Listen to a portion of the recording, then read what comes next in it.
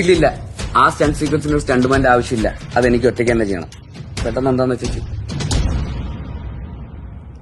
എന്റെ അടുത്ത സിനിമയിൽ ഒരു ഭയങ്കര ആക്ഷൻ സീക്വൻസ് ഉണ്ട്.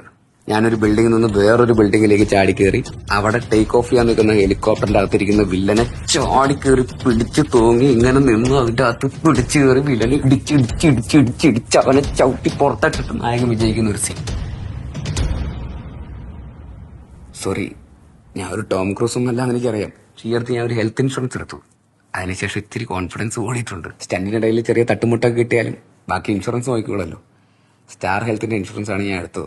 ഇന്ത്യയിലെ ആദ്യത്തെ സ്റ്റാൻഡ് അലോൺ ഹെൽത്ത് ഇൻഷുറൻസ് കമ്പനിയാണ് അവർ.